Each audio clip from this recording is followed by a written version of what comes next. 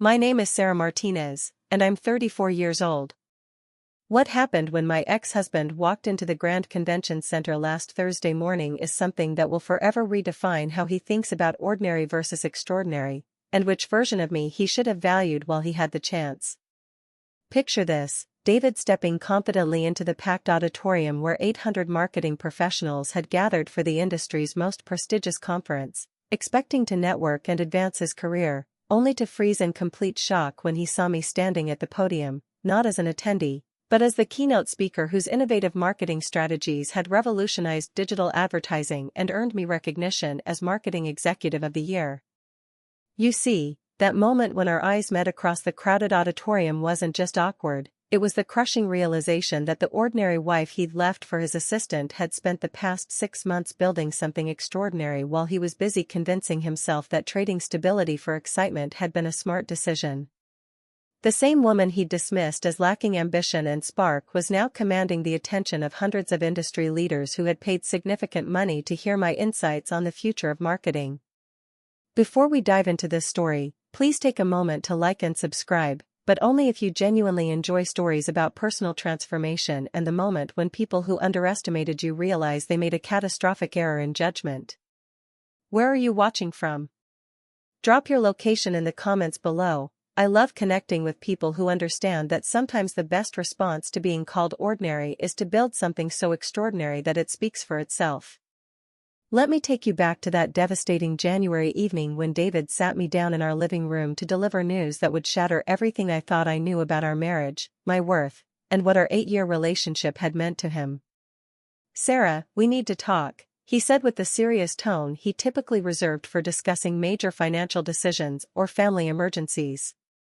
But there was something different in his voice, a nervous energy that suggested this conversation would be unlike any we'd ever had. "What's going on?" I asked, settling onto the couch beside him while noting his unusual reluctance to make eye contact. "I've been thinking about our relationship, about where we are and where we're going, and I've realized that we want different things from life." "What kind of different things?" "Sarah, you're a wonderful person. You're kind, reliable, responsible, all the qualities that make someone a good wife and partner." The past tense wasn't lost on me, nor was the way he was describing me like a dependable appliance rather than the woman he'd supposedly fallen in love with. "But?" I prompted, knowing there had to be a significant qualification coming. "But I feel like we've fallen into a routine that's become predictable. Safe. Ordinary." "Ordinary?" "I mean that we've built a comfortable life together, but it lacks excitement, passion, the kind of energy that makes people feel truly alive." I stared at him, trying to process what he was telling me. Our marriage, which I'd viewed as stable and loving, was apparently ordinary in ways that made him feel unfulfilled and restless. "David, what exactly are you saying?" "I'm saying that I think we've grown apart. That we want different things from our personal and professional lives. That maybe we're not as compatible as we thought we were when we got married." "Are you asking for a divorce?" The question hung between us like a challenge, and the length of his pause before answering told me everything I needed to know. "I think it might be best for both of us. We could both find relationships that better match what we're looking for." "What are you looking for that you're not getting from our marriage?" "Someone who shares my ambitions, who wants to take risks and build something exciting. Someone who pushes me to be better rather than being content with where we are." "Someone who pushes you to be better." "David, I've supported every career move you've made. I've encouraged you to take promotions, change companies, pursue opportunities that interested you. I know you have, and I appreciate that support. But Sarah, you've never had big ambitions for yourself. You're content with your marketing coordinator position, happy to maintain the status quo rather than pushing for something more challenging or rewarding." Marketing coordinator. The way he said it made my job sound like busy work rather than the professional role where I'd been developing innovative digital marketing strategies that had increased our company's client engagement by 40% over the past year. "So this is about my career ambitions?" "It's about ambition in general. About wanting more from life than a comfortable routine." "David, who is she?" The directness of my question clearly caught him off guard. His face flushed and he looked away, confirming what I'd already started to suspect. Who is who? The person you've found who shares your ambitions and pushes you to be better. Sarah, this isn't about someone else. This is about us and what we both need from a relationship. David. Who is she? The silence stretched long enough to be an answer by itself. Her name is Jessica. She's my assistant at the firm. Jessica. The 26-year-old assistant who had started working for David 8 months earlier, who had accompanied him to client meetings and industry events, who had been mentioned increasingly often in his work stories and dinner conversations. How long have you been having an affair? We haven't, it's not an affair. Sarah, I would never cheat on you. But you've developed feelings for her. We've developed a connection, yes. She understands my professional goals and shares my excitement about building something significant in our careers. And I don't? You support my goals, but you don't share them. Jessica and I dream about starting our own consulting firm, building a business that could change how companies approach client relationships. She has ideas, energy, ambition that matches mine. So you're leaving me for your assistant because she's more exciting and ambitious than your ordinary wife. I'm ending our marriage because we've both outgrown what we built together, and we both deserve relationships that inspire us to be our best selves. The conversation continued for another hour, with David explaining his decision while trying to make it sound like he was doing both of us a favor by freeing us to find better matches for our different personalities and ambitions. But what he was really telling me was that after 8 years of marriage, I had become ordinary in ways that made him feel restless and unfulfilled, while his assistant represented excitement and possibility that our relationship lacked. 3 weeks later, I moved out of our shared home and into a small apartment across town, while David began publicly dating Jessica and making plans for the consulting firm they would build together. The divorce proceedings were straightforward since we had no children and had kept separate bank accounts throughout our marriage. David kept the house, I kept my car and savings, and we divided shared possessions with minimal conflict. But what David didn't know, what he hadn't bothered to discover during our final months together, was that his ordinary wife had been developing marketing strategies that would soon attract attention from industry leaders and transform my supposedly unambitious career in ways he couldn't have imagined. If you've ever been called ordinary or unambitious by someone who should have been your biggest supporter, type underestimated strength in the comments. What comes next will show you that sometimes being dismissed gives you the freedom to build something extraordinary without anyone's limitations holding you back. The first month after David moved out was admittedly difficult. Not because I missed our marriage, I was beginning to realize how much of myself I'd diminished to fit his definition of a supportive wife, but because I was processing 8 years of being viewed as someone who lacked ambition and excitement. But something else was happening during those weeks of adjustment. Without David's constant subtle criticism of my career choices and his assumptions about my limitations, I began to rediscover professional interests and capabilities I'd forgotten I possessed. At work, I started proposing more innovative approaches to client campaigns. Instead of just implementing marketing strategies that other people developed, I began creating comprehensive digital marketing frameworks that integrated social media, content marketing, and data analytics in ways that our competitors weren't attempting. My supervisor, Janet Morrison, noticed the change immediately. Sarah, the Morrison Industries campaign you developed is generating results we've never seen before, she told me during our monthly review meeting. Their engagement rates increased 60% in just 6 weeks, and they're seeing conversion improvements that exceed anything in their company history. I've been experimenting with targeted content strategies that align with specific customer journey stages, I explained. Instead of generic messaging, we're delivering personalized experiences that respond to individual user behaviors. This isn't just experimental anymore, it's revolutionary. Have you considered presenting this methodology at industry conferences? Industry conferences. The idea had never occurred to me, partly because David had always dismissed marketing conferences as networking events rather than opportunities to share innovative strategies. Do you think it would be well received? Sarah, what you've developed could change how our entire industry approaches digital marketing. This isn't just incremental improvement, it's a completely new framework that delivers measurably better results. That conversation planted a seed that grew over the following weeks. If my work was truly innovative enough to present at conferences, maybe David's assessment of my ambitions had been based on his inability to recognize what I was actually capable of achieving. I began researching industry conferences and discovered that the National Marketing Excellence Summit, the most prestigious gathering of marketing professionals in our region, was accepting proposal submissions for their annual keynote presentations. The summit attracted 800,000 marketing executives, business owners, and industry leaders who paid substantial registration fees to hear from the most innovative minds in digital marketing. Being selected as a keynote speaker was recognition reserved for people who had developed game-changing approaches to marketing challenges. I spent 3 weeks preparing a proposal that detailed my customer journey marketing framework, included case studies showing 40 to 70% improvement in client results, and outlined how other companies could implement similar strategies to transform their marketing effectiveness. The proposal was accepted within 2 weeks. "Sarah, congratulations," Janet said when she called with the news. "You've been selected as one of 3 keynote speakers for the National Marketing Excellence Summit.